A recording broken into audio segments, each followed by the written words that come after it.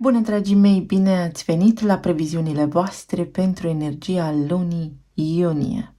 Acestea se aplică tuturor celor care au soarele, luna și ascendentul în Berbec. Primul aspect foarte important care va avea loc pentru noi toți va fi pe data de 3 iunie, când avem evenimentul de lună plină din Săgetător. Pentru voi va avea loc în casa a noua, casa călătoriilor pe distanțe lungi, casa înțelepciunii, casa spiritualității, a țelurilor înalte, casa altor culturi, a treburilor legale sau care au legătură cu legea. În acest moment, soarele va fi în opoziție în casa voastră treia, în Gemeni, deci se activează axa cunoașterii.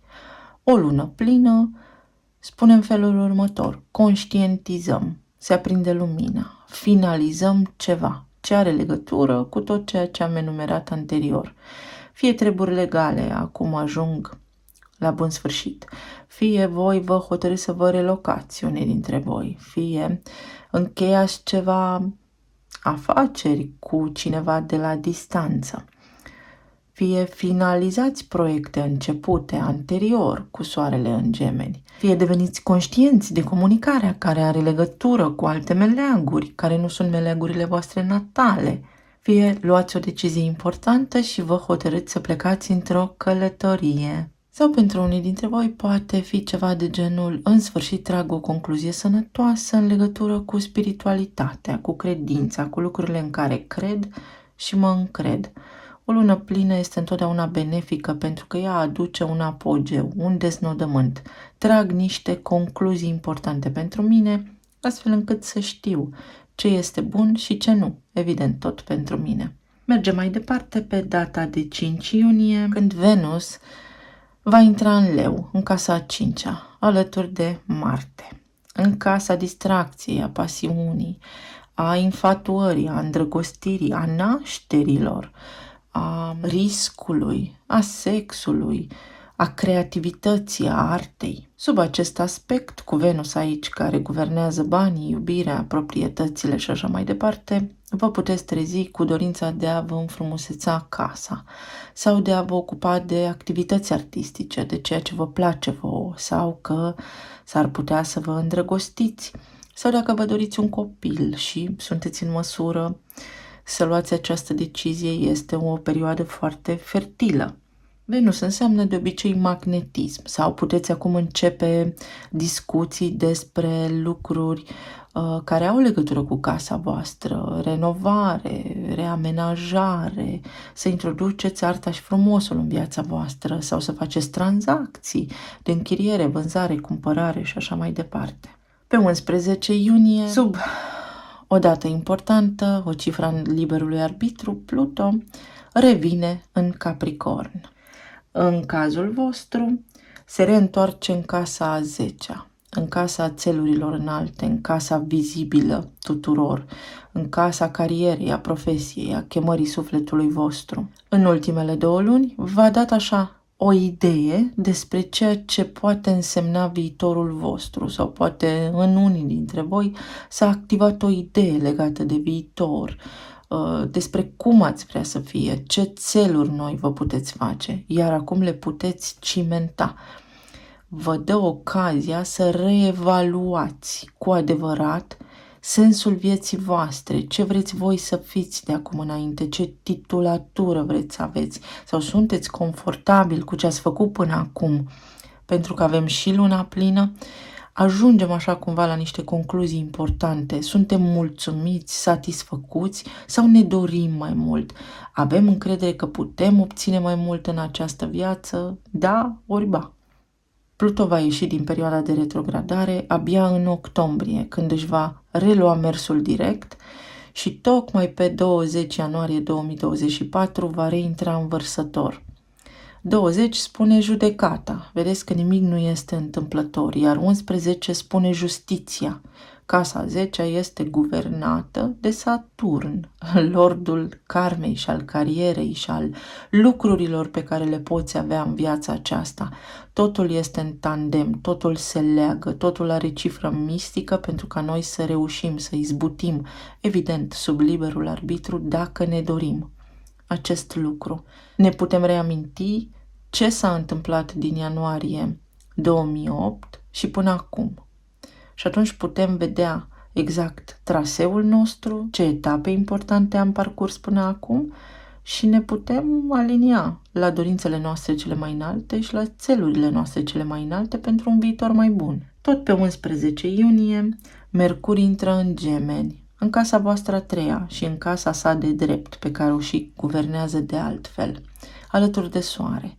Iar aici puteți vedea așa un semn de revitalizare mentală, deși va fi o perioadă cu activitate mentală intensă, pentru că Mercur guvernează intelectul, comunicarea, comerțul, proiectele, începuturile la acest nivel și tot ce are legătură cu ce aveți voi pe lângă casă, relațiile cu familia, cu vecinii, cu cercul vostru de prieteni apropiat. Puteți începe proiecte noi sau puteți să vă interesați despre tranzacții comerciale acum sau să vă găsiți un nou serviciu în vânzări, dar nu neapărat, evident. Sau să vă vină idei, să vă vindeți casa sau să cumpărați una, să o reamenajați, să... Câte în lună și în stele, știți vorba aceea. Totul este posibil. Puteți începe alte lucruri sau mai puteți începe să vă gândiți la cum să vă oferiți un confort mai mare în casa voastră, indiferent ce înseamnă confort pentru fiecare dintre voi în parte.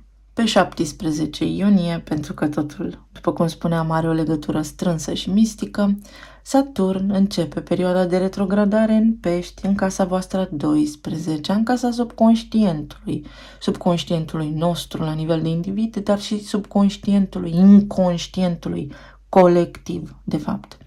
Aici, după cum spuneam, se află și Neptun, care dematerializează așa lucrurile, visăm mult și materializăm puțin spre deloc. Cu Saturn aici primim o oarecare forță să punem planurile în aplicare, să devenim mai lucizi mental, să ajungem la niște idei mai concrete, mai palpabile. Dar în egală măsură, Saturn este și lordul carierei, după cum spuneam, cel care se ocupă de această arie din viața noastră și pot acum să iasă la suprafață lucruri nebănuite despre noi, să ne orientăm către ceva ce nici măcar nu ne-am gândit anterior că am putea face.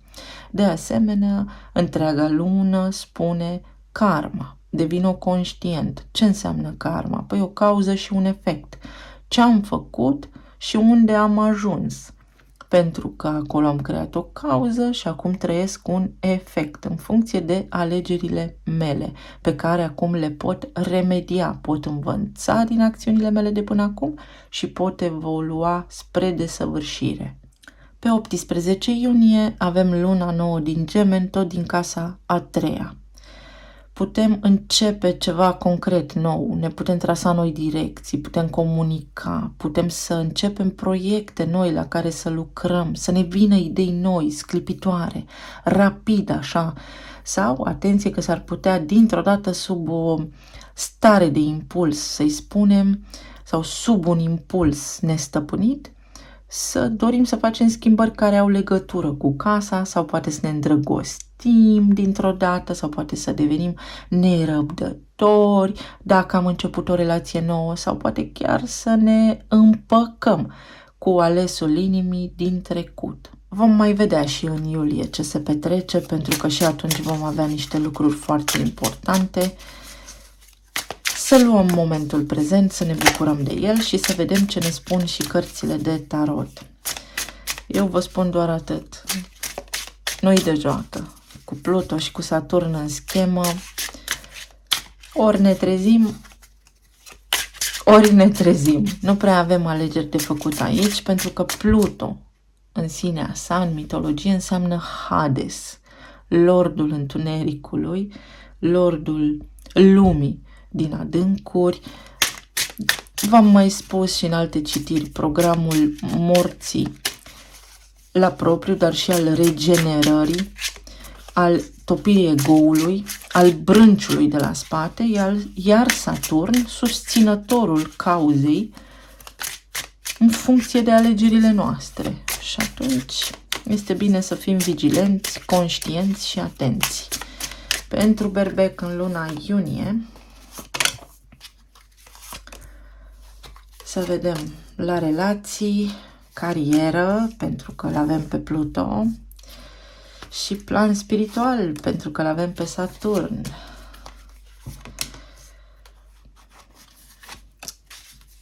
Doi, Doamne, și amândoi. Să vedem. Ne maturizăm oriba. Înainte să vedem ce ne spune tarotul, haideți să vedem ce sector din viața noastră va fi, să-i spunem, binecuvântat. Am simțit așa nevoia să aduc un pic de bucurie. Iubirea. Iată, va fi o lună, da, clară a iubirii, cu Venus și cu Marte în casa 5-a, cel puțin temporar, îndrăgostit sau revenirea la o iubire mai veche care reapare pe nepusă masă și este cu prinți și cu prințese și cu infatuare și cu te vreau și mă vrei.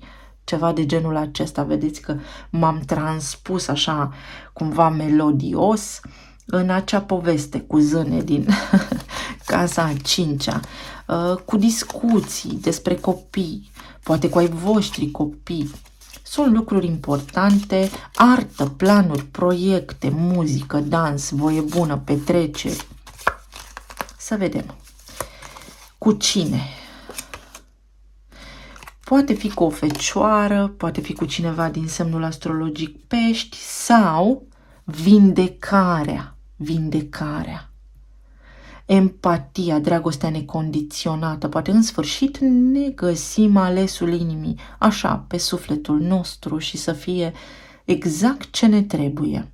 Pentru alții dintre voi va fi eliberare, pentru alții dintre voi va fi organizare, o rutină, în sfârșit începem să comunicăm mai clar și pe înțelesul tuturor, pentru că asociez întreaga poveste cu tranzitele în desfășurare. Să vedem mai departe. Berbec, iunie. Cioc, cioc, cineva vă bate la ușă.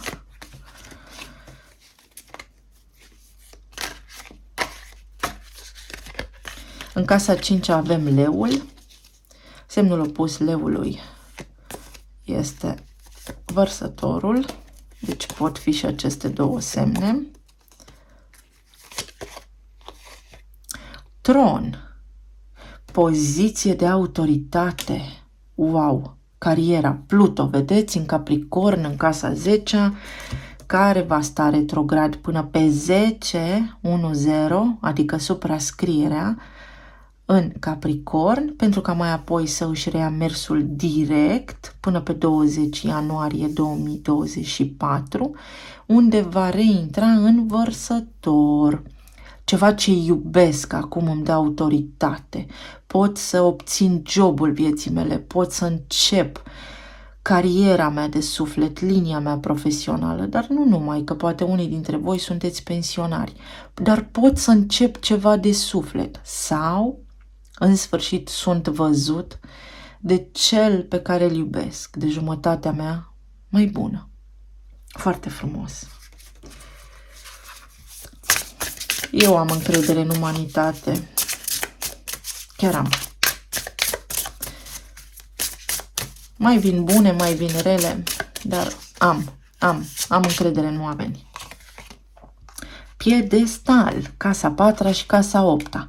Nu avem amprente astrologice pentru voi neapărat aici, în afară de lună, care tranzitează oricum mai iute casele, dar avem casa 4 a amintirilor a trecutului și casa 8 a taxelor, a impozitelor, a sexualității profunde, transcendentale, a intimității, a banilor partenerului, a contractelor deja semnate dacă sunteți antreprenori.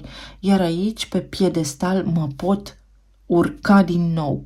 Puteți începe acum o perioadă foarte bună la nivel financiar, cu toată casa 3 activată, unde se află soarele și unde va intra Mercur, să vă vină idei noi, să vă reconectați cu oameni din trecutul vostru care să vă ajute, să vă susțină și veți vedea o mai mare influență a lucrurilor pe care le începeți acum în luna septembrie. Sau poate în sfârșit trageți niște concluzii înțelepte pentru că peștii spun am parcurs toate etapele, mă liniștesc și știu ce am de făcut, fără orgoliu, fără să-mi arăt eu sabia nimănui și nici să-mi flutur diplomele. Sau poate persoana voastră de interes în sfârșit vă vede și se pleacă cu gentilețe în fața voastră și poate spune și un iartă-mă dacă este cazul. Foarte frumos. Cu ce au legătură toate acestea? Uite, sunt generoasă, iau 2.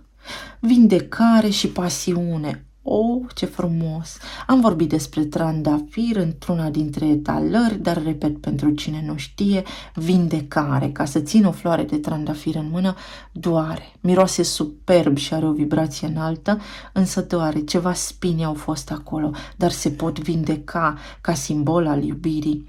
Absolut. Pasiunea. Venus și Marte în casa 5-a, în casa copiilor.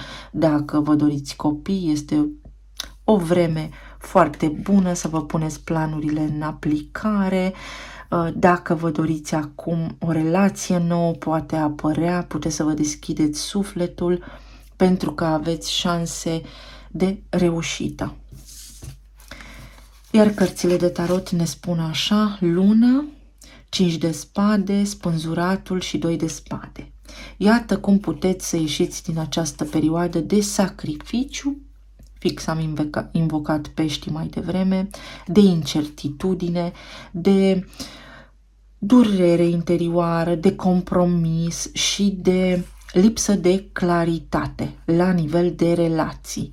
Și vă puteți trasa noi intenții pentru că avem luna nouă pe data de 18 care vă ajută în casa a 3-a să începeți să comunicați cu claritate. Sau poate în sfârșit persoana la care vă gândiți voi se deblochează din nebuloasa mentală în care se află, capătă claritate și ia o decizie importantă să oprească compromisul sau să înceteze cu lipsa de comunicare, cu conflictul interior pe care îl are și să comunice cu voi dacă sunteți separați sau pur și simplu voi și persoana voastră iubită să ieșiți din această provocare, din această stare de suspendare în care nimic nu era clar. Iar alții dintre voi, cu spânzuratul aici, pur și simplu dați la o parte trecutul și mergeți înainte către un nou orizont. Ca semne astrologice puteți avea un rac, un vărsător implicat aici, o balanță, pești și nu numai. Poate aceste arhetipuri să vă ajute.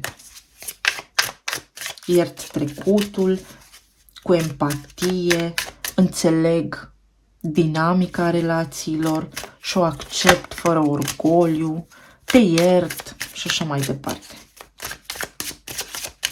Pentru lună avem 5 de cupe. Lăsați deoparte durerea, tragedia și dorul și lipsa de claritate. 5 de cupe îmi spune acceptare. Accept o situație și mă îndepărtez de ea. Tot pentru lună mai vreau o carte. Regele de cupe. Pentru că fac loc unei iubiri noi, pentru că pot cunoaște pe altcineva nou sau pentru că mă pot reconecta cu persoana din trecut care în sfârșit acum acceptă trăirea pe care o are sau care poate își dă seama că are sentimente pentru mine, pentru voi. Pentru 5 de spade avem regele de spade. Iată cum voi și persoana voastră de interes aici ați fost în 2 vibrații diferite. Persoana aceasta mai rece sau poate s-a îndepărtat sau poate a fost axată foarte mult pe rațiune și deloc pe partea emoțională, foarte mult în zona mentalizării și în sfârșit așa își dă seama că de fapt faceți parte din aceeași echipă și că puteți să vă iubiți. Iar alții dintre voi ieșiți din această sferă de sacrificiu și spuneți, acum a venit și rândul meu și chiar dacă în acest moment sunt singur, mă urc pe piedestal și strălucesc pentru că știu că undeva acolo este iubirea și pentru mine. Pentru 2 de spade, ce căpătați aici la nivel de claritate? Moartea, transformarea. Se transformă incertitudinea, căpătați claritate în ceea ce vă doriți voi în legătură cu relația voastră. Dacă sunteți persoane singure, atunci căpătați claritate, vă treziți, ieșiți din zona de sacrificiu, poate de disconfort emoțional, deveniți un pic mai raționali, căpătați încredere în voi și spuneți gata, stop cu durerea, este timpul să mă vindec și să merg mai departe către un nou orizont, pentru că avem pasiune și aveți 2 planete personale în casa îndrăgostirii, în casa ieșirii, în casa infatuării, a sexului, a atracției, a magnetismului. Judecata. Tot ce se întâmplă acum va avea reverberații pe termen lung. Poziția aceasta de autoritate vă va fi recunoscută. Autoritatea vine și cu respect, un respect cuvenit în relații sau o împăcare, o revenire a cuiva în viața voastră, care până acum a fost așa ca și dispărut. Dar o revenire elevată, pentru că dacă nu este o revenire elevată, spânzuratul va lovi din nou.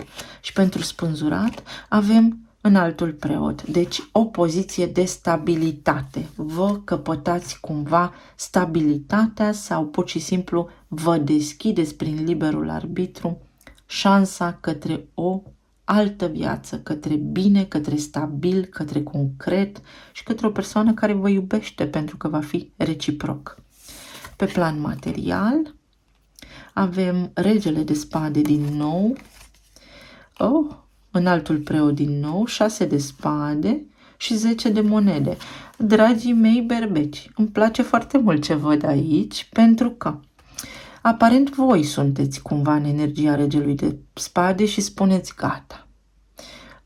Eu sunt om bun și până aici. Am un sens în viața mea și acela este să trăiesc în fiecare zi după bunul meu plac, să nu fac rău nimănui și așa mai departe, dar să-mi fie și mie bine. Și asta veți face. Pe plan material veți găsi niște soluții foarte creative, dar nu doar creative. Însă am spus creative pentru că Hierofantul înseamnă casa 5-a și în casa 5-a avem acum Venus și Marte și veți spune doresc să fiu stabil, veți căpăta stabilitate care să vă ducă către abundență, către un nivel de confort pe care voi îl doriți, fie la voi în casă, fie în legătură cu casa voastră, fie în legătură cu relația voastră, fie în legătură cu serviciul vostru. Iar dacă sunteți cumva la pensie, veți găsi sub o formă sau alta niște îndeletniciri sau o strategie prin care să vă simțiți mai confortabil la nivel financiar. 6 de spade, 5 de spade, da? Vedeți cum depășiți această etapă a stării de incertitudine, a energiei mai joase, a temerii, a fricii. Avem 8 de bâte, comunicare stabilă la serviciu sau fac un plan concret pe lungă durată. Unii dintre voi doriți să vă relocați din țară, să mergeți către un alt început, către o altă direcție, către ceva complet nou. Iar aici avem regina de monede, stabilitate la nivel financiar, am totul sub control, întreg regatul meu este sub control, viața mea este în mâinile mele, în controlul meu, mă realizez. Încununarea eforturilor este aici și eforturile voastre vor da roade, 10 de monede și 10 de cupe, o împlinire pe plan financiar. Fie vă așezați la casa voastră, fie pur și simplu în afaceri vă merge bine, vă recapătați cumva strălucirea de altă dată. Poate fi. Pe plan emoțional sau spiritual, Avem 8 de bâte, 10 de cupe, 4 de monede și împăratul minunat. În plan spiritual, v-am spus, luna plină din Săgetător, vă dezlegați la ochi. Aveți parte de o conștientizare, de o înțelegere supremă, înaltă, a voastră, vis-a-vis de voi înșivă și vis-a-vis de lumea în care trăim și a karmei. Karmă care înseamnă cauză și efect a lucrurilor pe care le puteți depăși și cum puteți să vă înălțați în viața aceasta. Depășiți și înlăturați un obstacol, căpătați o claritate cum rar poate ați căpătat-o până acum. Vă conectați la niște dimensiuni înalte, vă conectați la sinele vostru superior și intuiția va fi foarte activă. Energia va curge foarte fluid prin voi și veți simți realmente că vă înălțați la nivel sufletesc, la nivel de împlinire, la nivel de iubire, la nivel de emoție și de suflet. Iar împăratul spune control emoțional și control mental și control la nivel de corp fizic în planul terestru, în planul fizic. Este o lună în care vă veți simți bine. Energia berbecului oricum este compatibilă cu cea a gemenilor.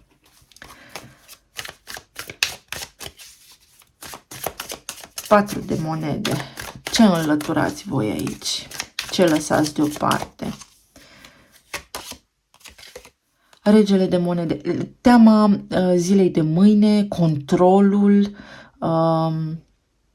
Pentru unii dintre voi să știți că înlăturați o karmă care are legătură cu o persoană stabilă din viața voastră, poate persoana la care vă gândiți voi, care este cu un prag inferior sau cu un nivel inferior financiar față de voi, sau poate ca evoluție spirituală față de voi, dar cu care în sfârșit acum veți găsi o modalitate de conviețuire. Faceți niște planuri stabile și bune, sustenabile pentru viitor.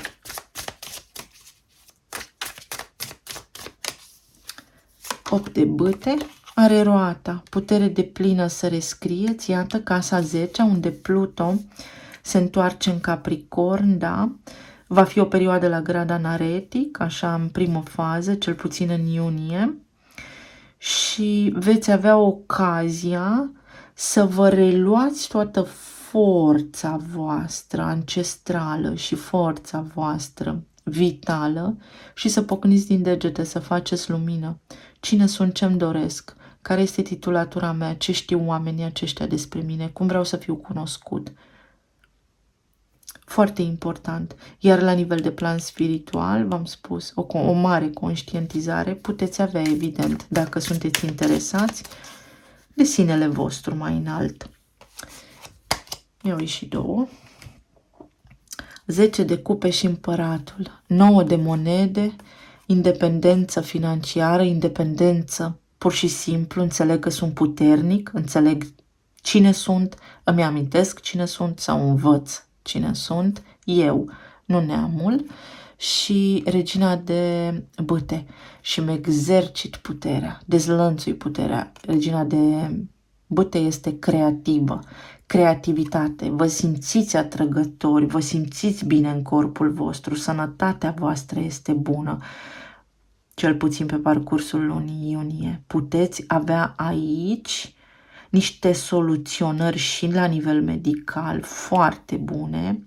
Puteți descoperi că v-ați vindecat de ceva fără să știți, pentru simplu motiv că v-ați orientat direcția către altceva și n-ați mai hrănit boala sau tristețea.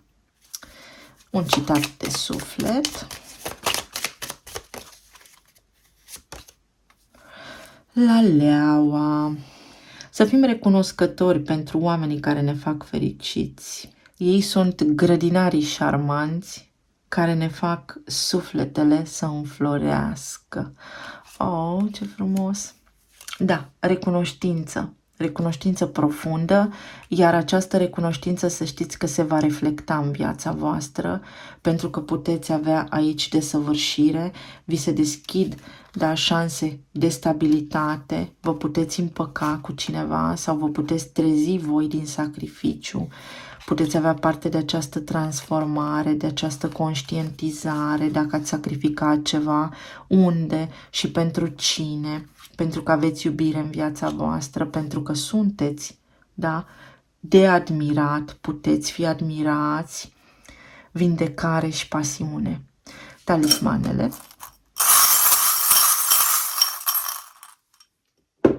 Hai să vă zic înainte la nivel de relații ce semne astrologice avem. Avem Scorpion, foarte puternic, Taur, Săgetător, Vărsător, Rac, Scorpion din nou, Pești, Balanță, Vărsător și Rac. Să vedem talismanele. Iată, casa a treia, o lună plină de comunicare, discutăm afaceri noi, proiecte noi sau pur și simplu reluăm o comunicare. Apare Păunul, frumusețe, dar și trufie, ego. Însă pentru iubire și pentru viață și pentru frumos trebuie să-l topim sau să fim înțelepți, să folosim puterea atunci când trebuie. Închidem, da, o perioadă pe care am traversat-o nefastă, ne recăpătăm puterea. Evenimentele se vor desfășura cumva rapid pentru noi, pentru că v-am spus că energia gemenilor este compatibilă cu a berbecilor, protecție divină, intuiție, comunicarea cu ghizii, dacă sunteți axați pe așa ceva, cu divinitatea, înțelepciune, un rac, avem aici un Scorpion, putem avea aici înțelepciune, iată Capricornul pentru antreprenori, foarte bine, foarte bine. O recalibrare energetică, o reluare, o reevaluare care ne ajută. Veți reuși indiferent de situație, indiferent de caz. Karma, încheiați o karma la propriu, credem în iubire, o iubire care poate a fost acidă până acum, poate n-a fost exact așa cum trebuie, dar totuși parcă a fost cum trebuie. Conștientizări multe aici, în urma unor discuții pe care le avem. Numărul 8, bani, afaceri, casa 8, intimitate, sexualitate, taxe și impozite, da, o karma dacă a fost pe această zonă, acum se transformă. Sănătatea voastră poate fi bună, voi puteți să depășiți niște lucruri. Saturn din casa 12 din Pești, când retrogradează, vă scoate și mai mult la suprafață niște lucruri și vă spune, haide, atenție, uite ce omiți. Aici casa a treia a gemenilor sau ceva la serviciu, vă dați seama de niște colegi sau oameni cu care lucrați, că poate n-au fost corecți sau poate îi descoperiți acum cât de deștepți sunt și cum sunt de fapt un câștig pentru voi, că îi aveți ca prieteni sau ca angajați, o dorință, vă îndreptați către idealul vostru, cadouri, reușită, V, inițiala V, UV, atenție la razele solare sau la piele și un Pește sau lucrurile vor fi depășite cu ușurință. De asemenea, atenție că aici am Peștele și Păunul, să nu vă încântați, da, să nu vindecați-vă. Sau poate această poziție de autoritate aici vă dă foarte multă putere și atunci voi trebuie să fiți înțelepți și calmi, cumpătați, tu, veți sta de vorbă cu cineva, iată, plexul solar, avem încredere, putem, veți stabili acum cu cineva care este limita, cine pe cine iartă, posibil, cine cu cine se împacă, cine pe cine iubește și așa mai departe. Eu vă mulțumesc tare mult, dragii mei, vă doresc și ne doresc o lună iunie minunată, să fiți sănătoși, iubiți, cumpătați, înțelepți și cum mai aveți voi nevoie să fiți. Să ne reauzim cu bine și data viitoare. Pa, pa!